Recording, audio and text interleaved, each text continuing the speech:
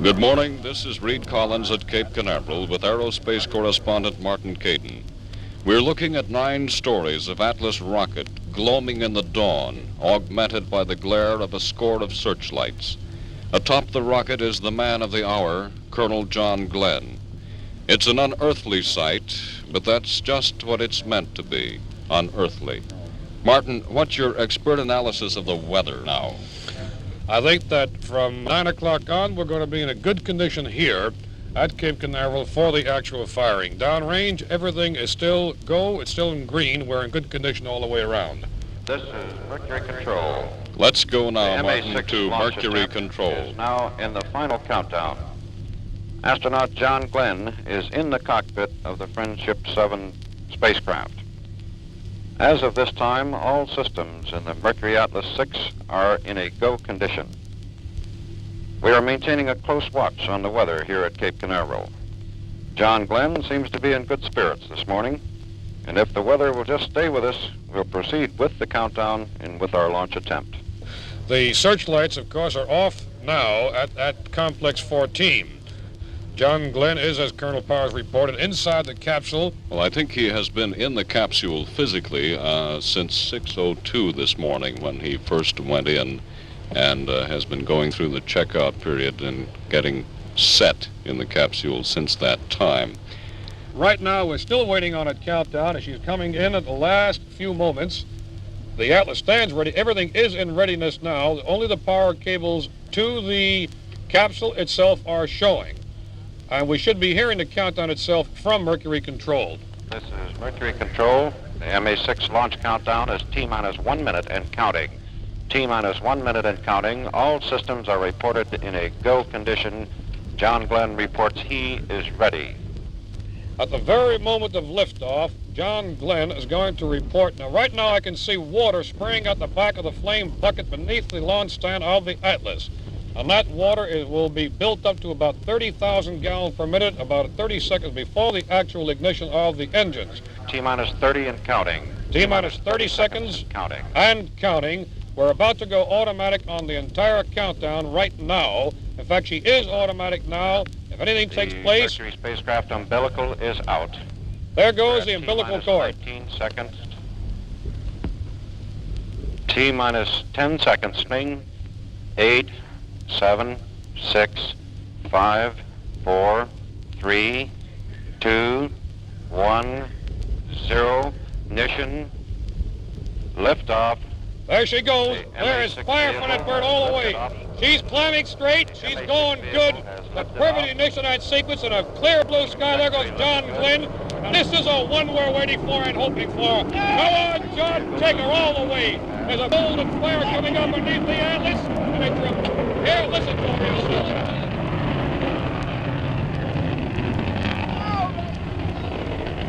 She's good. She's going good.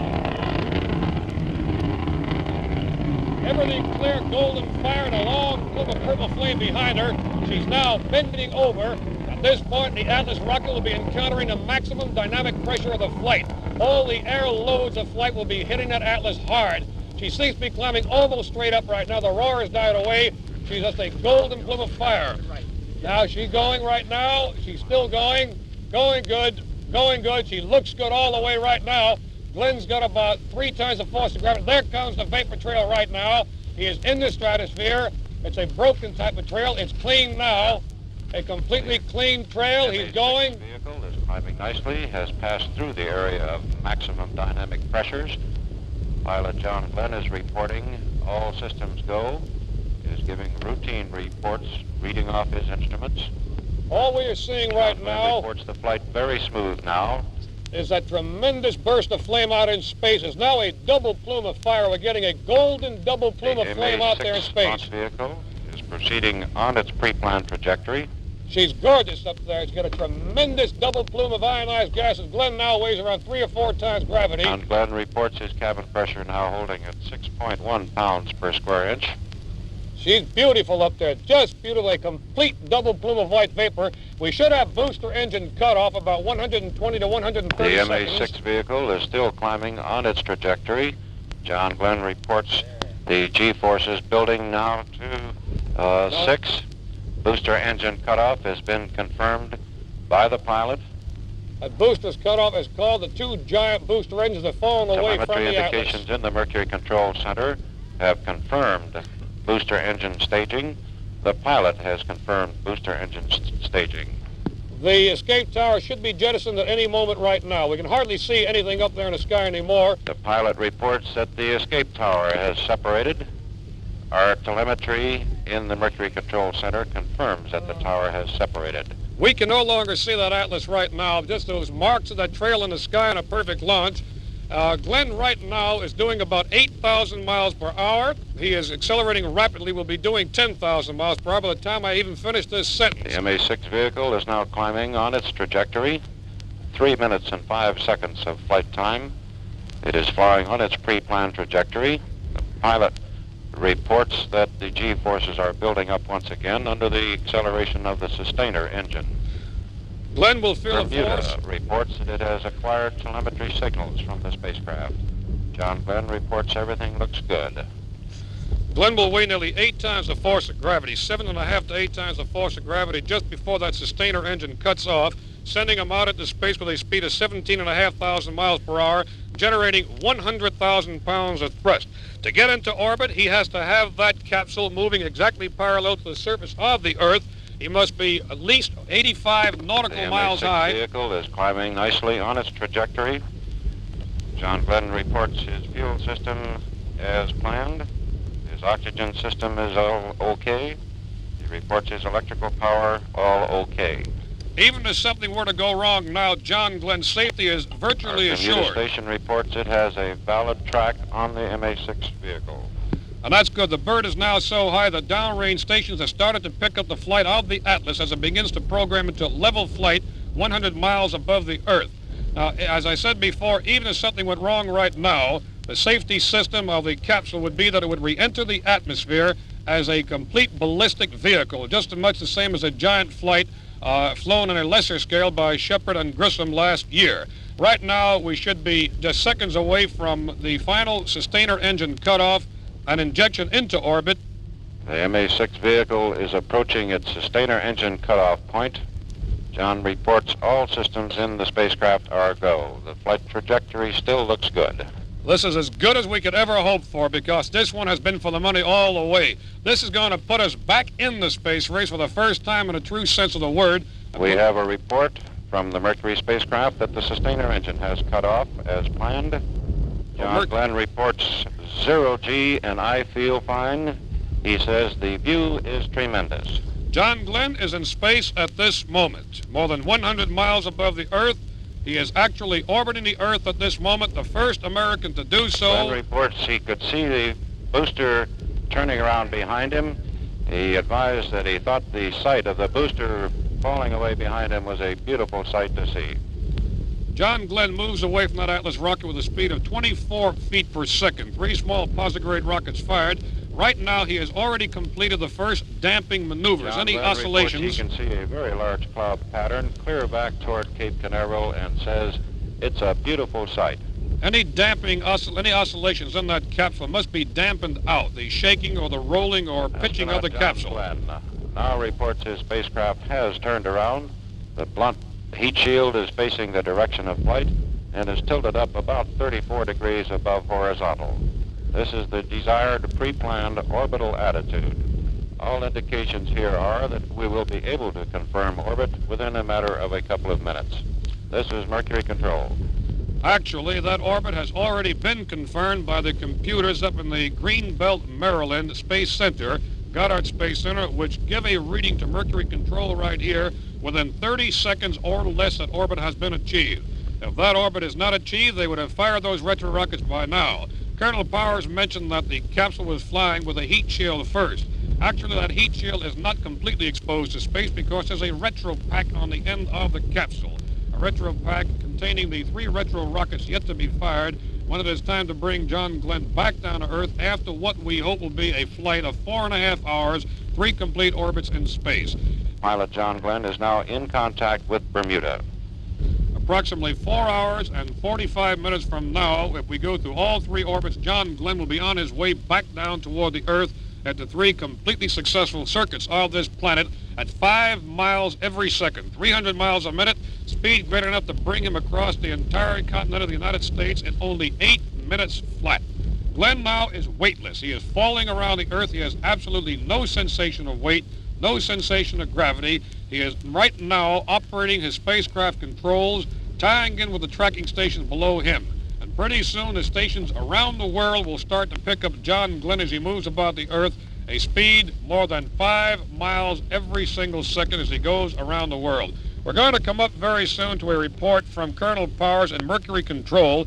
Colonel Powers is able to listen and monitor all the messages from that capsule. He's listening and watching all the things that go on at the same time. Now we take you to Colonel Powers in Mercury Control. Under current conditions, John Glenn in the Friendship 7 spacecraft is traveling at a velocity of 17,545 miles an hour and is in an orbit ranging from 100 miles at the perigee or low point to an altitude of 160 miles at its apogee or high point. We estimate at this time that the period of the orbit will be approximately 89 minutes. At this time, we have the tape recording of John Glenn's voice as he lifted off from Cape Canaveral and flew the first 6 or 7 minutes of his flight. 4, 3, 2, 1, 0. Liftoff. Roger, the clock is operating. We're underway. Roger, reading you loud and clear. Roger, we're programming it roll okay. A little bumpy along about here. Roger. Stand by for 20 seconds. Roger. 3, 2, 1, mark. Roger, backup clock is started. Fuel 102, 101, oxygen 78, 100, amps 27. Roger, loud and clear. Flight path is good. 6-9. Roger, check's okay. Mine was 7-0 on your mark. There's some vibration area coming up here now. Roger, reading you loud and clear, John. Coming into IQ a little bit. That little contrail went by the window or something there. Roger. Fuel 102, 101, oxygen 78 to 101, amps 24, still okay. We're smoothing out some now, getting out of the vibration area. Roger, you're through max Q. Flight path is very good. Pitch 4-3. Getting out real fine. Cabin pressure coming down by 7, okay. Flight very smooth now. Roger, flight path is good. Cabin pressure is holding at 6-1, okay. Roger, cabin pressure holding at 6-1. Geez, they're building to 6. Roger, reading you loud and clear. Flight path looks good. Pitch 25. Stand by for staging. Roger, Pico. Pico. Let's see the tower go. I saw the smoke go by the window. Roger, we confirm staging on TM. Roger. There the tower went right then. Have the tower in sight way out.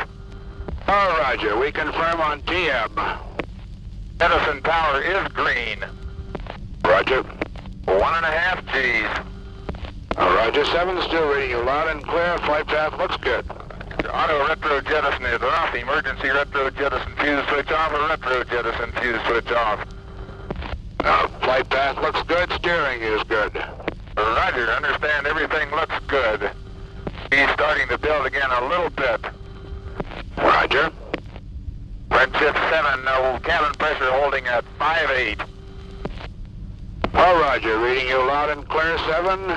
Cape is go. We're standing by for you. Roger, Cape is go and I am go. Capsule is in good shape. Roger, all systems go, 7. Oxygen 78, 100. Cabin pressure holding steady at 5-8. Amps is 26. All systems are go. Roger, 20 seconds to Seco. Roger. Flight path looks very good. 10 seconds, flight path still looks good. Roger. Seco. Lots of grades fired, okay. Roger, stand by. Roger, 0G, and I feel fine. Capsule is turning around. Oh, that view is tremendous. Roger, turnaround has started. Capsule turning around, and I could see the booster during turnaround just a couple of 100 yards behind me. It was beautiful. Roger, 7. You have a go, at least 7 orbits. Roger, understand go for at least 7 orbits. This is Friendship 7. Can see clear back a big cloud pattern way back across toward the Cape. Beautiful sight. Roger, still reading you loud and clear. Next transmission, Bermuda. Let's get back now to Colonel Powers at Mercury Control for more information. While you were listening to the tape of John Glenn's communications with the Capcom, Alan Shepard here in the control center, the Friendship 7 spacecraft has passed on its orbital track, has now passed over the Canaries, and is about to establish contact with our tracking station at Kano in Africa. As it passed in the vicinity of the Canaries, John Glenn reported, "I am very comfortable. All systems are okay." He reported that the horizon was a brilliant blue and that he had the Canaries in sight out through his window. He also said he had a beautiful view of the African coast and that part of the Canaries were obscured by clouds. The flight appears at this time to be proceeding as planned. The Friendship 7 is in orbit at this time.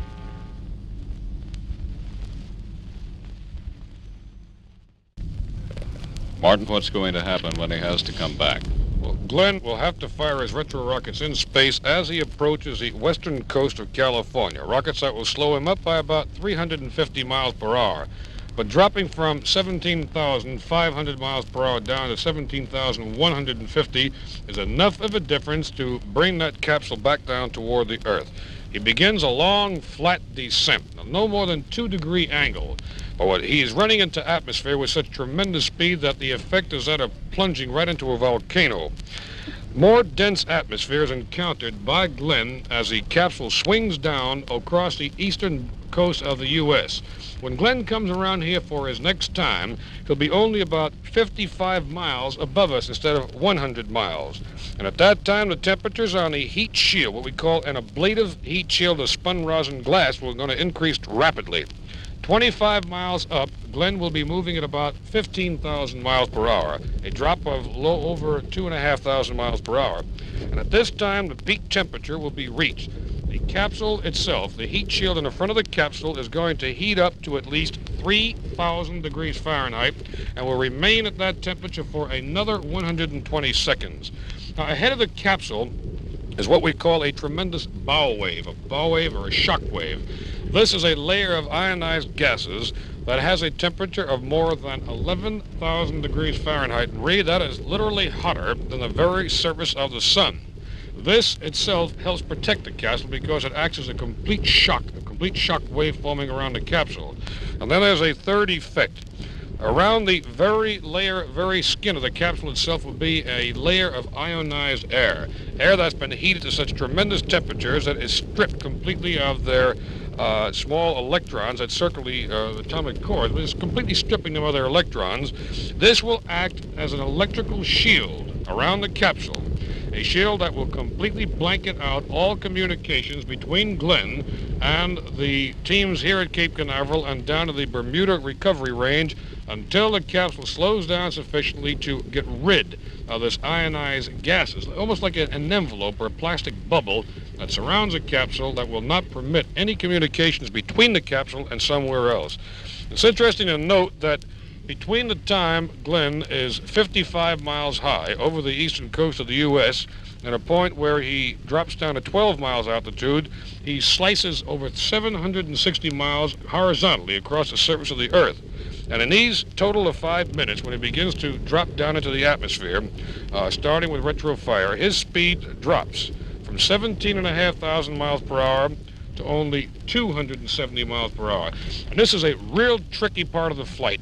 Glenn must fire his retro rockets when his capsule is aligned, when it's stabilized at exactly the proper angle. If not, there is every chance that capsule will tumble violently like a corkscrewing top through space, and unless Glenn is able to make recovery of that capsule quickly, and I mean very quickly, he is going to be in serious trouble because it means he would re-enter the atmosphere while that capsule was still tumbling.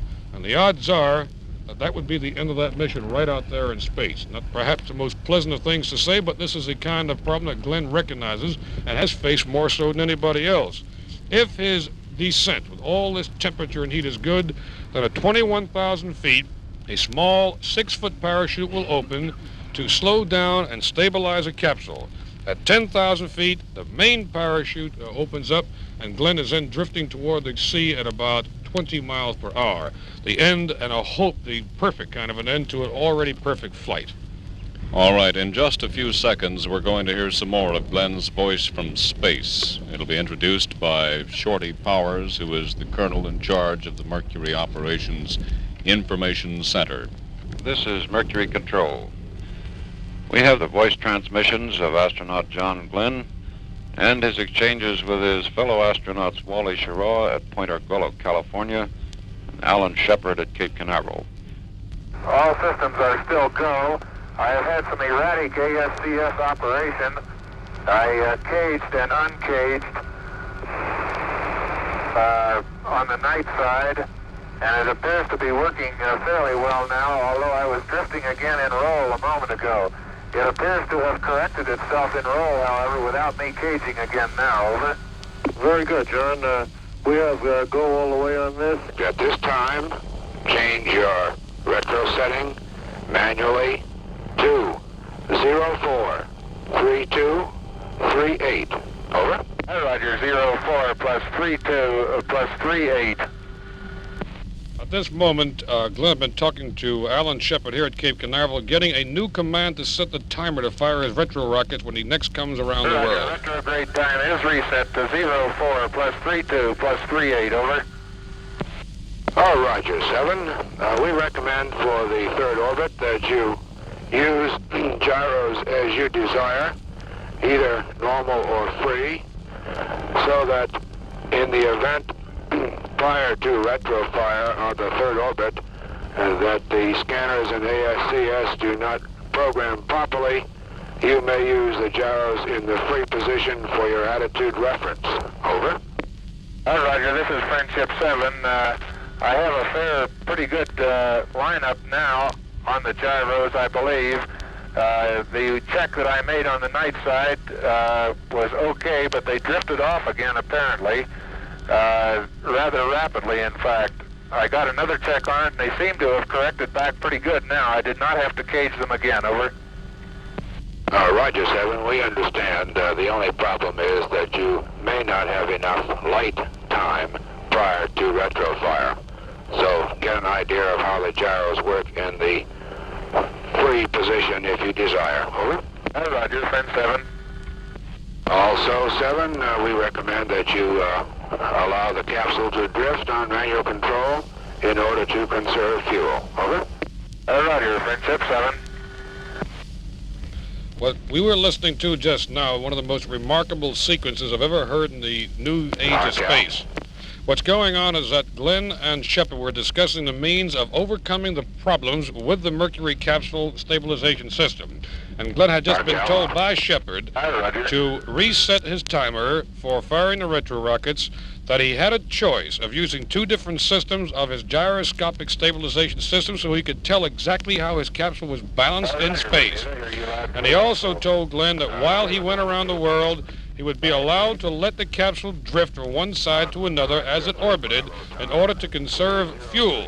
All the remaining hydrogen peroxide was to be used for that final maneuver when Glenn would have to stabilize a capsule in the exact attitude with the retro rockets pointed 34 degrees above the horizon and directly in a line of flight.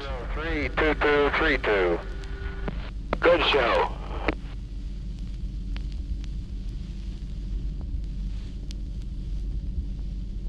The retro rockets have fired. They've been confirmed by the pilot and by our telemetry here in the Mercury Control Center. John Glenn's comment was it felt like he was going to send him clear back to Hawaii. The retro rockets have fired. The re-entry process will be initiated shortly. This is Mercury Control. Well, that's the best kind of news we could have hoped for. This has been the real stickler in this operation, making sure the retro rockets fire, that they slow down the capsule by a speed of about at least 350 miles per hour and start John Glenn on his way back down toward the Earth. Note that Glenn said he felt as though the firing of the retro rockets, which he confirmed by voice, felt as though the blow would send him all the way back to Hawaii. This is because for 4.5 hours, John Glenn has been totally weightless, and any kind of weight he's going to feel with all the kick of a mule, which he did. Right now, that capsule is swinging down over the United States. It will be 55 miles high in just several minutes as it passes over the eastern coast of the United States down here near the Canaveral area. It will then keep on going until it descends about 800 miles southeast of Cape Canaveral, dropping beneath its parachute. All right, then, this being the This critical is Mercury stage, let's go Control. to Mercury Control. The Mercury tracking station at Guaymas, Mexico, established contact with the Friendship 7 spacecraft at 2:23 p.m. Eastern Standard Time. We have confirmation of retro rocket firing. We have instructed John Glenn to retain his retro rocket packet at least until he gets over Texas. This is a precautionary measure to double check on the seemingly erroneous switch location indication we had earlier. John feels he held his attitude properly during the retro rocket firing process and says that he can see the coast of California. He's now reporting cloud cover down toward Mexico. The spacecraft is now arcing down on its landing trajectory toward the Atlantic. We'll know more about Glenn here as we go back to Mercury Control and the Mercury Project Officer, Information Officer, Colonel John Powers. Mercury Control. The Corpus Christi, Texas tracking station made contact with the Friendship 7 at 2:26 p.m. Eastern Standard Time. We are in contact with astronaut John Glenn. As a precautionary measure, we have asked him to retain his retro rocket pack. We have just made initial contact with the Mercury spacecraft at Cape Canaveral. That's at 2:28 p.m. Eastern Standard Time. On the basis of his present flight plan, we would estimate a landing at approximately 37 or 38 minutes after the hour. According to the best estimates, then, within the next 5 minutes, John Glenn should be back among us. We are that close to the ending of the first mission of an American in orbit. The Mercury spacecraft is in its re-entry process at this time. We have an indication that receiving equipment at Grand Bahama Island is receiving beacon transmissions from the spacecraft. We are not receiving any voice communication at this time. On the basis of his present flight trajectory, we estimate that he will land within about a mile of a destroyer associated with the USS Randolph at the end of the third orbit. We've just received word from Mercury Control and a new voice communications reestablished with Colonel Glenn that he said about his trip down through the atmosphere, boy, that was a real fireball. Colonel Glenn is now down in the lower atmosphere and is in re-entry far below the atmosphere with an open parachute. The drogue parachute has been deployed at 21,000 feet. The capsule is now slowing down, being stabilized at 10,000 feet, just about another minute or two. The main parachute should open, and by then those downrange people will have a good, clear view of him. The latest news is that John Glenn's main parachute has opened at 10,000 feet, the giant 63-foot parachute, which is bringing him down to a nice, soft, safe landing at only 20 miles per hour. This looks awful good. Glenn sounds elated. He's jubilant. The Mercury spacecraft with Colonel John Glenn is much closer to a destroyer than it is to the carrier Randolph, and on that destroyer they have visual contact with the capsule beneath its main parachute.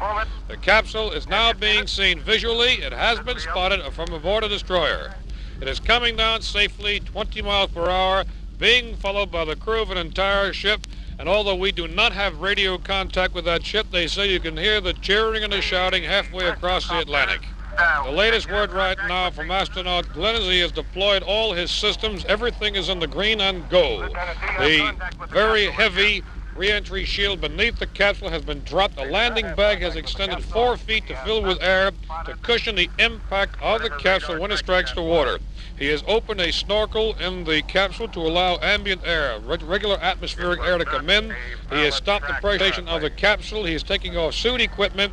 He's sent out radio beacons, and he is really in the green right now on his way down. They may be unhappy down there on the carrier Randolph because they're calling it an undershoot, but on the destroyer Noah, N-O-A, the destroyer Noah, There is nothing but delight and sheer joy at being the crew to pick up the Mercury capsule carrying America's first man to orbit the Earth.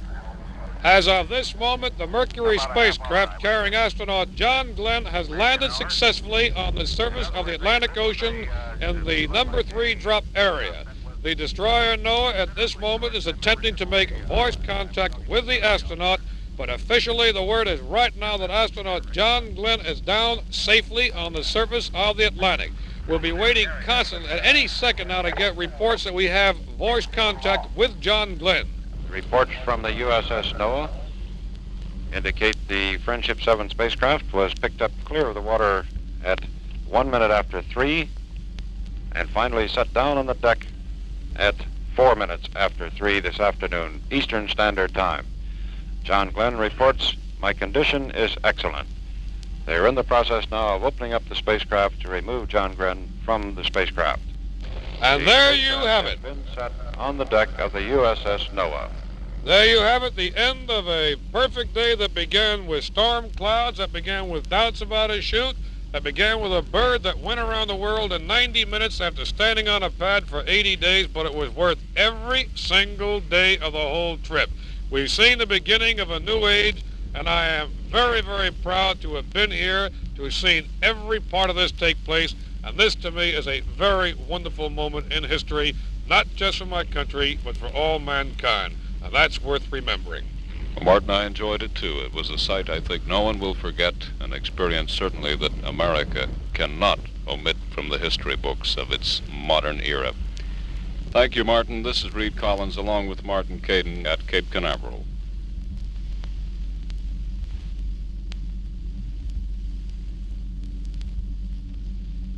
The President of the United States takes pleasure in awarding the National Aeronautic and Space Administration Distinguished Service Medal to Lieutenant Colonel John H. Glenn, Jr., United States Marine Corps, for services set forth in the following: for exceptionally meritorious service to the government of the United States in a duty of great responsibility as the first American astronaut to perform orbital flight.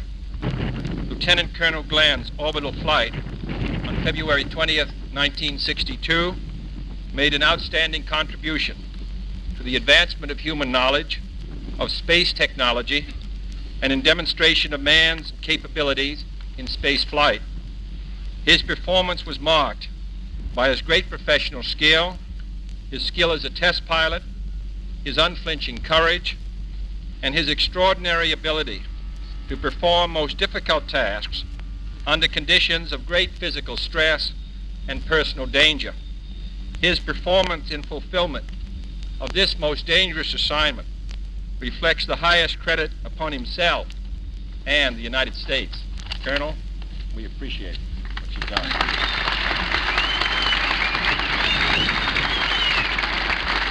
There's your mother here. Right in the front row there. My mother and father right there in the front row. We have Mr. and Mrs. Glenn, who launched Colonel Glenn originally. They're right here in the front row. And also Mrs. Glenn and the, his name is Glenn Jr.? No, Dave and Lynn. And Lynn. David and Lynn.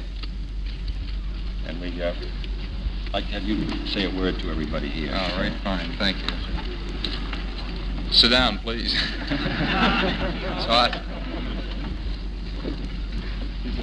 I can't express my appreciation adequately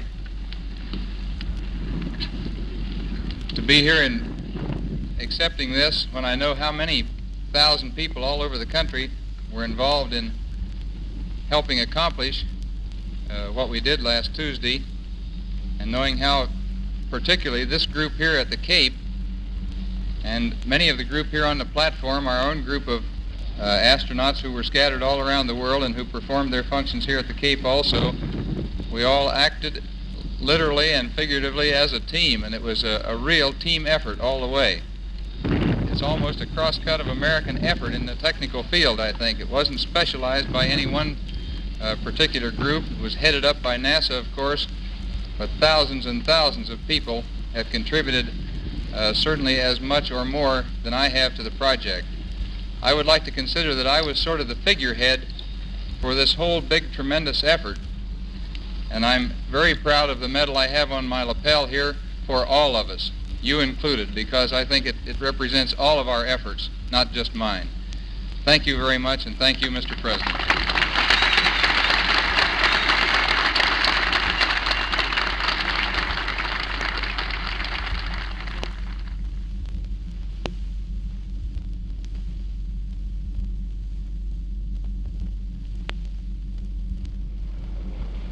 Mr. Speaker, Mr. President, members of the Congress, I am only too aware of the tremendous honor that's being shown us at this joint meeting of the Congress today.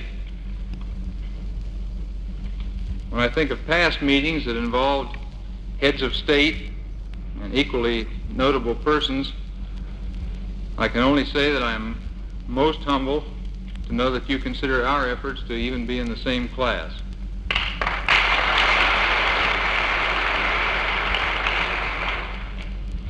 This has been a great experience for all of us on the program and for all Americans, I guess, too.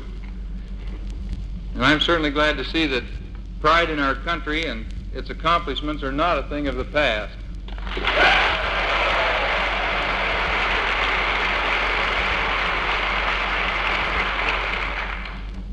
I know I still get a real hard-to-define feeling down inside when the flag goes by, and I know all of you do, too.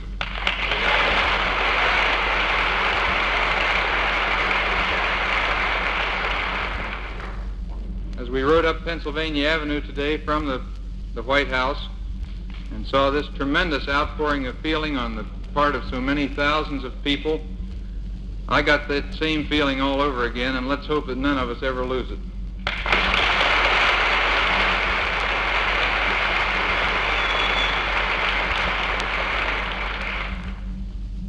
The flight of Friendship 7 on the 20th of February certainly involved more than one man just in the spacecraft in orbit. I can think of many people that were involved in this, but I can think of none more than just a few sitting in the front row right up here.